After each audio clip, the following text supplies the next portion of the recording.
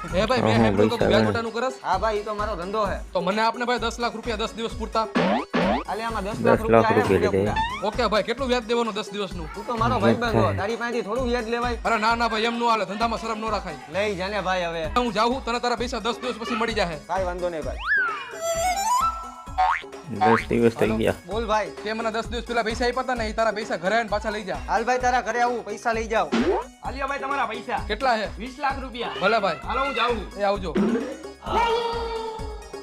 આલે ભાઈ તારા 10 લાખ રૂપિયા. ભાઈ ઈ બધું તો 10 વાંધો લાખ નહીં. રૂપિયા દઈ ઓલું દીધા. કોણ હતું? ઈ ભાઈ પૈસા ડબલ કરે છે. તે મને જે 10 લાખ પૈસા રૂપિયા ડબલ આપ્યા હતા ને કરે. 10 દિવસ પહેલા, પછી મેં ઈ ભાઈને આપ્યા. પછી ઈ ભાઈ મને ડબલ કરીને 20 લાખ રૂપિયા આપ્યા. મારે પૈસા ડબલ કરાવવા હે. હાલે કરાવી દે ને. થઈ જાય ભાઈ તારા પૈસા ડબલ, પણ મારું 1 લાખ રૂપિયા કમિશન થાહે.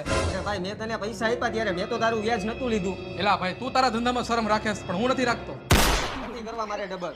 તો કાઈ નહીં ને, અને ધંધામાં શરમ કોઈ દી રાખતા નહીં તમે.